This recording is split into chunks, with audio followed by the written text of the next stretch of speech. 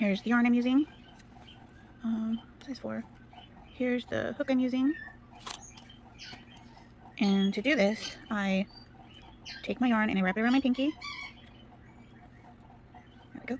And then I wrap it around my index finger. So, like that. You start with your slip knot, and we will do 10 chains. 1, 2, 3, 4, 5, 6, 7, 8, 9, 10, and then because we're working flat, we're going to chain 1, and you're doing half double crochets. So yarn over, stick it through, yarn over, pull it up. Now, these 3 loops should be the same size.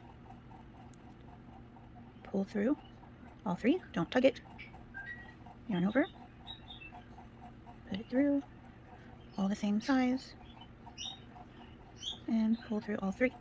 Now I'm going to finish this foundation row so we can address the next part that I saw on your photos. Get yarn out everywhere. Can we feel when you're not? Okay. So, chain 1. Now I'm going to show you some things here. There's my foundation row. I don't like this hook. One sec. Sometimes when you're struggling, it's your hook. This one is the crochet dude, and this one is a clover. And you can see this one has a smaller head, and I like that more. They're both probably equally smooth, but I like the head not to be so large, so we're going to use the clover. Anyway, so here we have our 2 top stitches, and we chain 1 in turn. So this would be my front stitch, this would be my back stitch, and this right here is your 3rd bar. So if you look at it this way, this looks like a front stitch and a back stitch, but that's not the case. This is a 3rd bar. So if I rotate it and you look directly on the top, there's your front stitch and your back stitch, or loops, however you want to call them. You're crocheting into that 3rd bar. That is a very common mistake. And if I do that,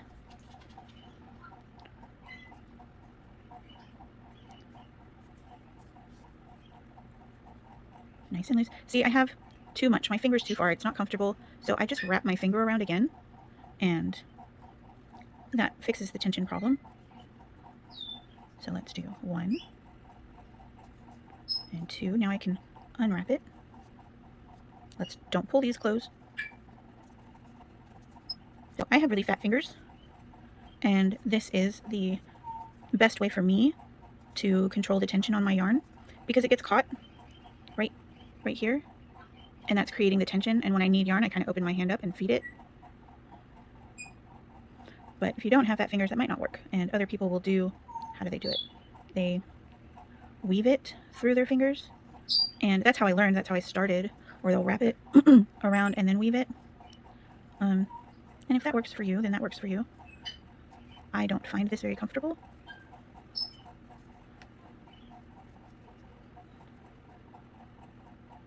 I'm just trying it out. See, that's not feeding very well. So I do that. You should not be pulling on your yarn. Let me use that 1, 2, 3, 4, 5, 6, 7, 8, 9. Yep. And here we have 10 into the 3rd bar, and into that one. So you did that into the 3rd bar like you did, and that creates this line that you see. It creates like a texture.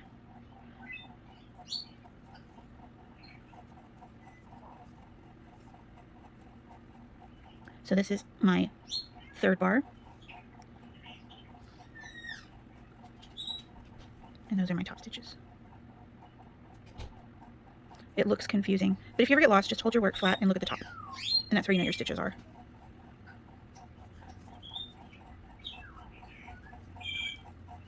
And on this next row, you'll see that line a little better.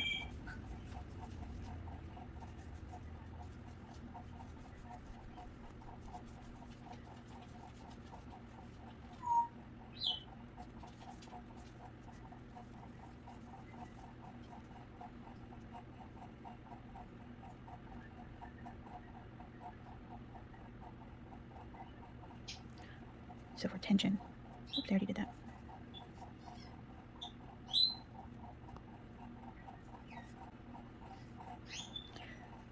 All the same size. Pull through, and do not pull. If I pull this, this stitch is going to close up. Let me do it again.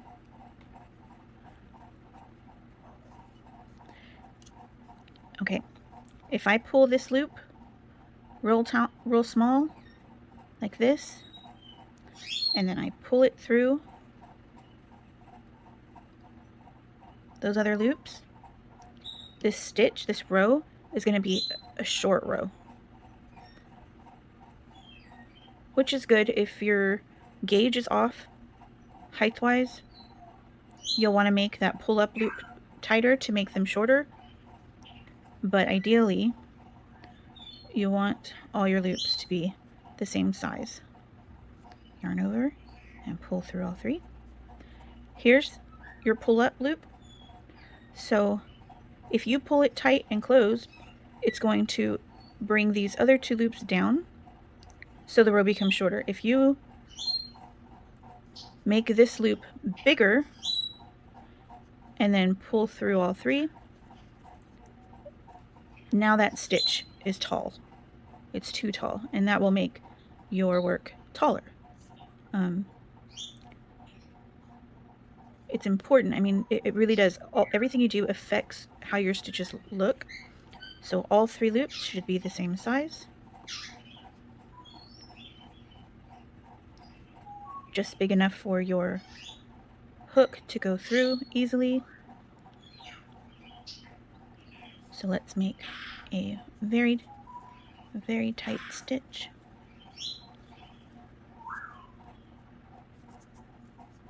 Like that.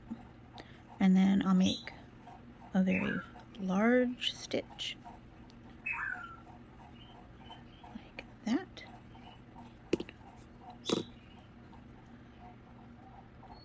And you can see this one is only that big. It's the size of the length of the hook right here. And this one is from here to here. So that's like double the size.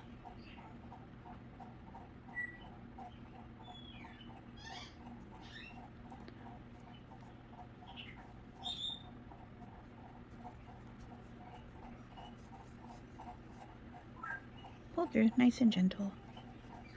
Loosen up your hands. Loosen up your loops. You want things to be taut, but not pulled tight. You're just making it taut so you have control over it. Because I can't pick up anything. I can't do anything if my yarn is too loose. I mean, how? You just can't work like that. It needs to be taut so you have control. That's the only purpose of it. The yarn does not need to be tight.